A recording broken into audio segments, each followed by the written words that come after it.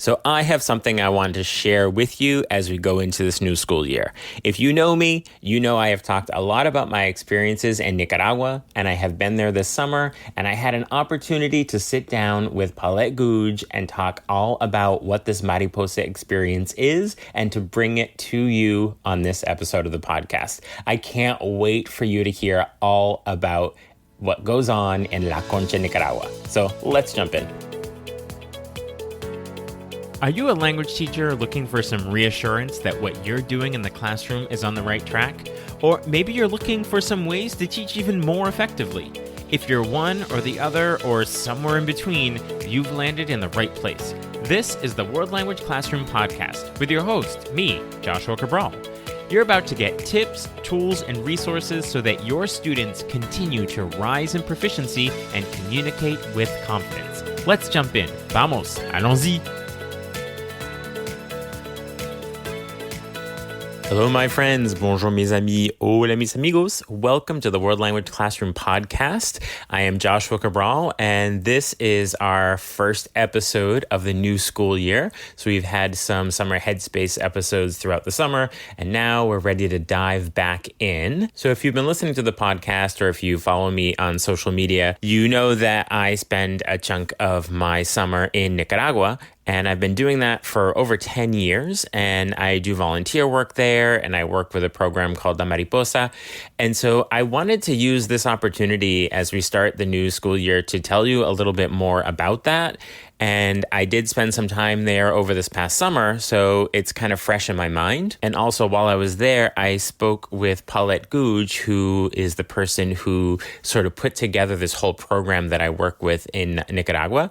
And so I asked her some specific questions about how it works and how she started it and what her goals are with it, so you can have a little more of a bit of insight about it. So the place that I've been going to is called La Mariposa, and it is in San Juan de la Concha, de la Concepción, which is in the department of Masaya, which is about an hour and a half from Managua, the capital. And if you take a look at my Instagram at WL Classroom or my Twitter or in the Facebook group, you'll see that I often put a lot of pictures on, and there are pictures that I put on from this past summer, the different projects I was doing while I was there. I wanted to just share that so you can see what it looks like. I started going over 10 years ago, and it started actually, I got a grant from my school, from our parents association in my school, that they offered to teachers to do summer travel. And I had applied for it, so I got it. So I initially went, and since then I have been going back every year because it's the most incredible experience.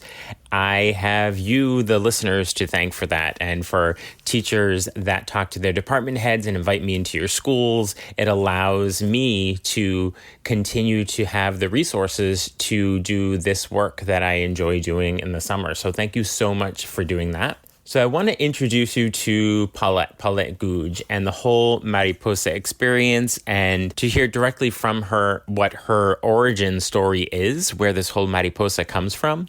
And this isn't necessarily going to be sort of an interview back and forth. So we had a long conversation about it. And so I took some of the things she said, and so I'll give you some commentary, and then you'll hear what she said. So it's not going to be sort of a question and answer, but also keep in mind that we recorded this back in June. And when Paulette and I were speaking, we were sort of out in the campo area. And so you're going to hear a lot of birds, you're going to hear a lot of monkeys. So if you hear those sounds in the background, that sounds like screeching, that's what it is. So it's a really authentic experience. But I want to start by sort of introducing you here to Paulette Goudge, and you can hear a bit about her origin story and where this whole idea of the Mariposa came from. So the first time I came to Nicaragua was in 1987. And I came on a 3-week tour of the country and just found myself being extremely impressed by how amazingly hopeful and cheerful, I might say, people were in the face of really, really, really grinding poverty. And also the country was at that point fighting the Contra War, which went on for nearly 10 years. During that time, I worked as a volunteer in a children's centre in Managua, where a number of children who had been orphaned or disabled in the war were being placed by the government. And in that children's centre, I met my daughter whom I adopted 3 years later in Nicaragua. After the adoption, because my daughter Guillermina needed specialist medical help, and also I needed to earn a living because I wasn't earning any money during my 3 years in Nicaragua, we went back to the UK. And we stayed in the UK for over 15 years. Guillermina was brought up speaking English at that point, but we always came back to Nicaragua as often as possible, partly because I wanted her to know about her country and the culture and the history, but also because I like it here. There's lots of things I really like. And so we came back as often as I could manage it over the next 15 years. And then in 2005, for a whole variety of push and pull reasons, we decided to move here permanently. And that's when we sold everything in the UK, and basically with money from selling my little house, our little house, we built what is now the Mariposa Spanish School and Eco Hotel. So I'd like to tell you a little bit about my own personal experience being at the Mariposa in Nicaragua. And so I have worked over the years with conversation teachers. So that means that you go and you do your volunteer work. And I also get the experience of spending almost 4 hours a day with local Nicaraguense people who are working along with the Mariposa. And we sometimes will walk around the town, we'll sit down and have conversations, but it's just an opportunity for me as not a native Spanish speaker to be able to learn more about the culture and to practice my language skills with very authentic conversations with people.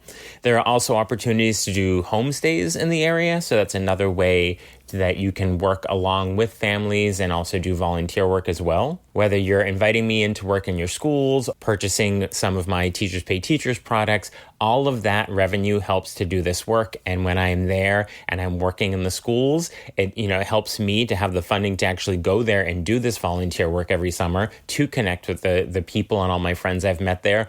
But I also am contributing a lot to the school programs in terms of the materials that they need and figuring out what exactly the local workers that are working with the students need, and then going to the markets and getting those specific materials that they need to be working with their students. Thank you so much for the support that you provide so that I can continue to do this work.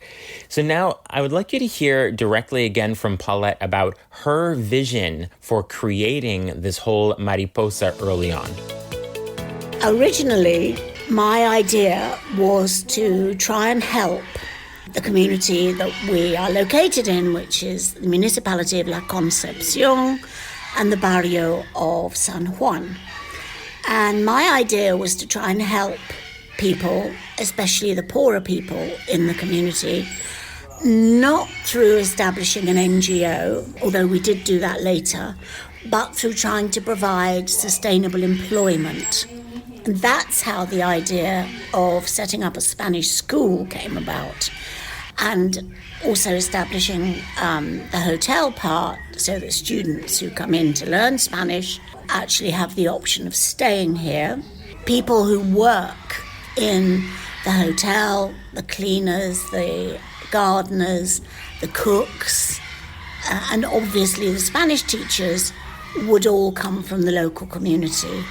And I've been actually quite proud of the fact that for the 20 years nearly that we've been open, everybody employed here, except for myself, is from the local community. Everybody. You've heard me talk about doing the volunteer work alongside, people that are working in the community as well. So this whole idea of this Mariposa, it's so much more than just sort of an eco hotel. It is a huge community program that is just providing so much for this local community. And the entire experience of being there at the Mariposa is a community. There are people that are coming in from all over the world, and whether they are there to study and learn Spanish or to learn more about the culture or do volunteer work, you become a part of this community while you're there. And you'll hear from Paulette a little later on the number of people that come from different places, and they are coming with families, and they're all different ages. So it's not any one particular type of person. But in terms of the actual community of the Mariposa, I think it's best explained by Paulette herself. As I try and be quite clear about on the website, we do not do luxury and we do not do perfection. My own personal view is there's nothing perfect in this life, least of all a hotel. So what we've tried to do, and not just me, I mean, I have a really good team around me, some of whom have been with me the whole 20 years we've been open, or building and then opening. What we've tried to do is establish a more community feel within the building, which happens to be called a hotel. And so the outcome of that effort over 20 years is that the staff, they actually have a very strong rapport with each other. You'll often hear the staff here chatting to each other or laughing, sharing a joke. But on the whole, there's I think, a very positive atmosphere. And the other thing is the way the staff interact with the students who come here. I think almost every student who has been here has commented that one of their favourite things about being in the Mariposa, apart from the quality of the lessons, is the way that the staff are just so kind and helpful. So clearly this is so much more than just an eco hotel and just a language school. It is so much more of that, what it's bringing into the community. So personally for me, I started working directly within an elementary school about 12 years ago when I was going to the Mariposa. And the projects sort of come and go depending on what are the needs of the area, what's possible, within what's being allowed by the government and things like that. So more recently, I've been working in what is referred to as an after-school program. So it's where students go after school, because for the most part, the younger students, sort of the first, second, third grade students, even kindergarten age, they are only in school in the morning. And so in the afternoon, there's nowhere for them to be. So the Mariposa and Paulette, they've started this after school sort of program where students can come and drop in. So that's what I've been doing the last couple of years. And then also, there's so much that's going on in terms of helping with the environment. There's a lot of reforestation. There's a particular area in La Concha called Panama. And in this area, it is particularly poor. And it's because they really can't grow much because of the gases from the volcano that get into the soil. But they recently found that they can plant cocoa trees. And so there's been a huge donation and outpouring of helping with that. So when I was there this past time, I was able to be a part of delivering those cocoa trees so that the families can grow them to have another way of sustaining themselves. They're assisting a lot with roofs, repairing roofs because of hurricanes and really bad rain. There's a lot of therapy that's happening, in terms of helping children in the area that have disabilities, because there's not a lot of help in that area. So there's just so much that's happening beyond just this being a language school and hotel. When you go there, you get to be a part of all of these projects. So again, let's hear Paulette tell you about them more specifically. We still have 3 core themes, if you like, in our projects, which have been going forever. We used to do far more project work because before 2018 and 2020, when COVID caused everything to crash, we had far more projects, but they were of the same type, if you like. So the first projects came about because of requests from communities for help with children in public schools and then in the community with after-school projects. And we still have 2 of those going strongly, actually. Then the other theme is our animal project, where we have rescued many horses over the years. There are far fewer horses now, actually, and those that exist are better cared for. So we don't have as many rescued horses as we used to have. We look after about 100 rescued dogs, and we also do sterilisation days in the community to help prevent unwanted puppies And we also have a wildlife rescue program, which is very small, and we don't go out looking for wildlife. It tends to be brought to us. Now, one of the objectives about having the projects is that we can employ more local people on those projects.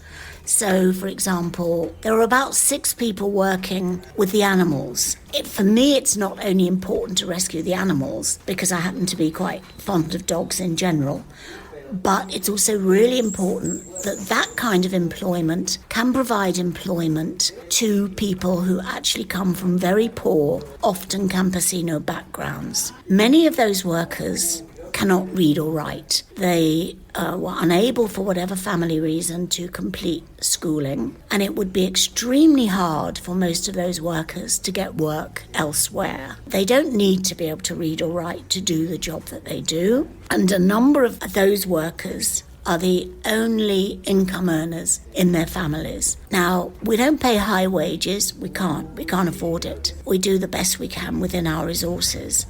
And I have to balance the budget all the time because I want to keep going.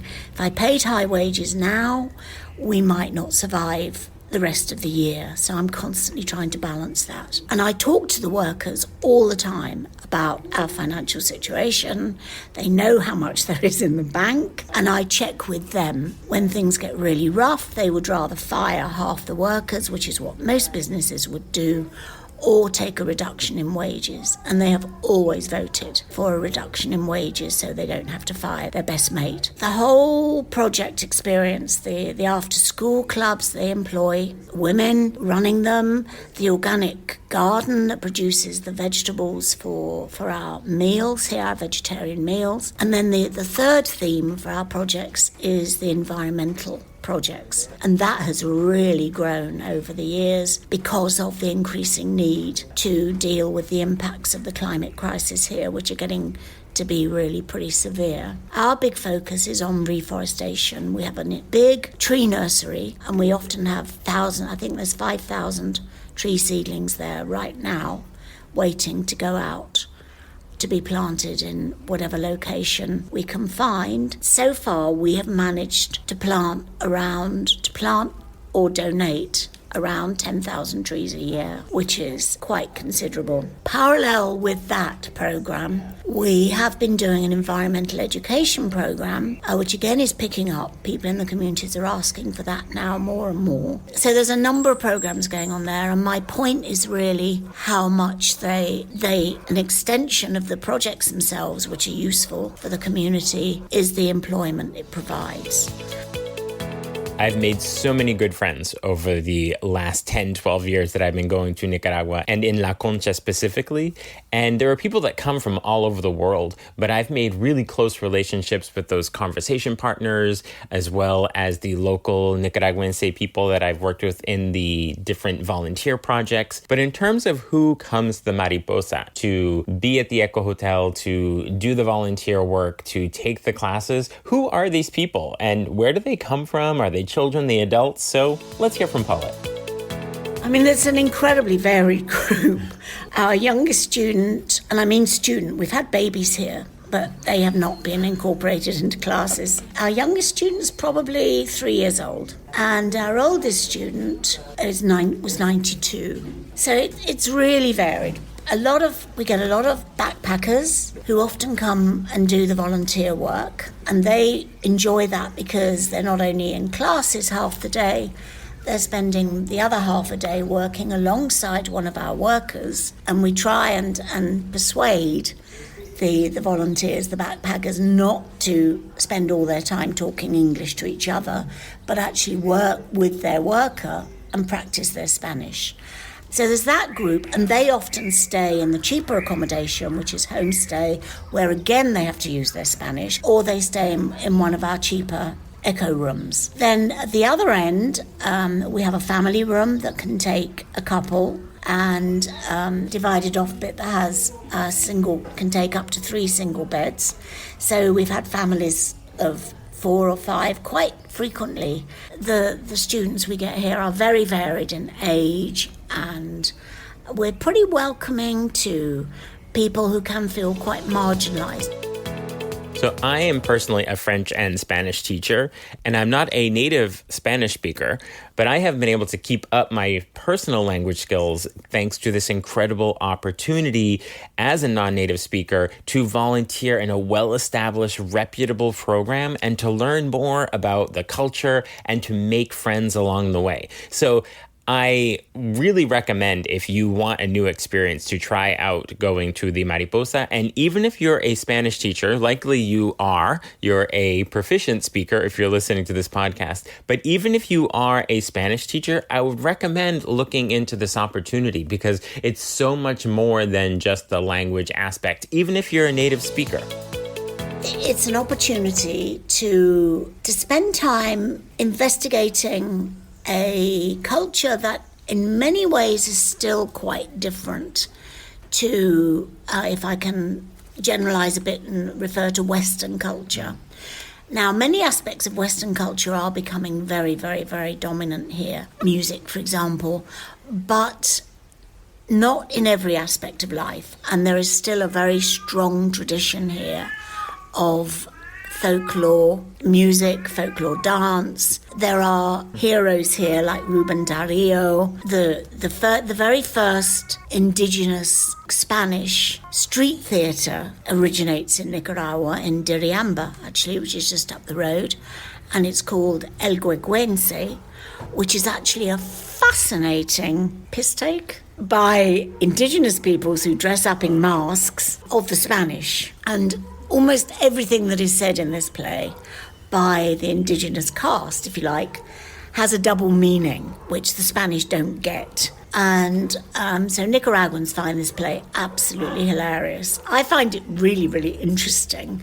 And I think that tendency of making a little bit of fun now and again of us foreigners is actually still quite prevalent here. It's not usually done in a malicious way, but it is definitely still present, and I think it's been there for centuries. The history of Nicaragua is incredible, not only quite fascinating, but it's also in microcosm the history of how the West, beginning with Spain in relation to Nicaragua, and then the British, and then the North Americans, have actually treated a very poor, dependent country like Nicaragua. And of course that happens in Africa, in Asia, all over the world. So that's another aspect that can be explored in classes: the culture, the history, the current political situation. So there's a lot going on here that isn't anything to do with grammar, but can provide pretty interesting material for conversations, varying over a wide range. Along with all of the various projects and the language opportunities that come up within the environment of La Mariposa and all the environmental efforts, part of that environmental effort is really sustainable food practices. And I always appreciate the really good, natural, fresh food that is available at the Mariposa. The food here does not 100% reflect Nicaraguan food culture, which is very, very heavily meat and chicken based. The menus that have developed over the last 20 years are a combination of some Nicaraguan aspects. Gallo pinto, for example, rice and beans for breakfast, fried plantain. Lots of things are very influenced by Nicaraguan food culture. Also been very influenced by me. I've been a vegetarian for nearly 40 years now, for environmental and animal welfare reasons. And to be completely honest about it, I cannot bear the sight of red meat, so I can't bear to serve it. And chicken now is factory farmed in Nicaragua. It's not the patio-killed chicken of 20 years ago. And so they are stuffed full of hormones, which I think is incredibly unhealthy. And so even if I was okay about eating chicken, which personally I'm not, then I wouldn't put it on the menu because it's basically so damaging to health. So that's where we're at in terms of the overall policy with food. Within that, I would say we've developed some pretty tasty recipes. All our meals are prepared from scratch. We don't buy frozen stuff. We don't use much canned stuff. We do use a little bit, mostly sweet corn and mushrooms, because we can't get them fresh. We're very careful about that. And all our salad stuff is grown in our organic vegetable garden. So we do our best on every level to keep things as fresh, as humanely produced as possible, and as well cooked and well served as possible. So if we've met, and you know me, I have likely talked to you about my experience at La Mariposa in La Concha in Nicaragua. And if you follow me on social media, you have seen the pictures of this. So you know how near and dear this entire experience is to my heart. So clearly this is a fascinating and interesting place. And I thank you for the opportunity to share this with you today so that you could go a little deeper and understand it a little more. Again, check out my social media at WL Classroom on either Facebook, on Instagram, on Twitter, X, however you want to call it these days. And you can see some specific pictures and takeaways and videos of the whole experience. And, I often share about this experience with friends and family and colleagues and on social media, but I wanted to take this directly to you. And I appreciate all the work that Paulette and everyone at the Mariposa does in La Concha to support the local community. And I'm very appreciative of Paulette bringing this experience to you. And I hope that this sparks an interest in you, that you might want to actually consider a visit. If you're a French teacher and you're going to be taking on some Spanish classes and you want to work on your Spanish a little bit, this is a perfect place to do it. And if you're a Spanish teacher and you want to learn more about the Nicaraguan culture, I absolutely recommend that you try it out as well. The wonderful thing about the experience is it's so grassroots. It is everything you heard about Paulette's original experience of going to this particular area and the effect that it had on her. And in addition to all that you as an individual gain from being there, it is such a great resource for the entire community. The website link is in the show notes, but it's mariposaspanishschool.com. So mariposaspanishschool.com. And you can see all the programs and everything that's on there. And I'll also tell you, if you're thinking about doing it, you can go and stay at the Mariposa, have 4 hours of conversation classes each day, and spend your afternoon or your morning also volunteering. And for a week, it's under $400. It's such an economical way to experience and at the same time be giving so much back to the community. There are also local people in La Concha who work with the Mariposa to do Skype lessons in Spanish, and you can do that as well. And classes are only $12 an hour. So I'm not normally one to talk about money and all those things like that, but it's such a really great experience, and it's such an economical way of doing it. And again, if you know me and I've talked about my experience, you know I love this place, and that's why I am using this as an opportunity to share it with you so much. So a huge thank you to Paulette Goudge for taking the time this summer to sit down and talk to me about the Mariposa. And I'm always available to share more details. If you would like to talk, we can jump on the phone, we can jump on Zoom, any way you'd like to do it. You can feel free to reach out to me on social media, on Twitter, X, or Instagram, Facebook. I'm at WL Classroom everywhere, and we can talk more. But again, the link for the Mariposa is in the show notes, and it's mariposaspanishschool.com. So thank you again for this opportunity to share all about the Mariposa experience with you. And also in the show notes, you'll see the link to sign up for Talking Points, which is my weekly email newsletter with tips and resources for language teaching. And there's also the link there to get in touch with me if you would like to work together. And remember, we can do that in person in your school, or we can do it remotely. I will talk to you soon. Bye for now. Thank you for listening to the World Language Classroom podcast. Be sure to follow or subscribe wherever you're listening so that you never miss an episode. Let's keep the conversation going on social media. Connect with me on X, aka Twitter, Facebook, and Instagram at WL Classroom.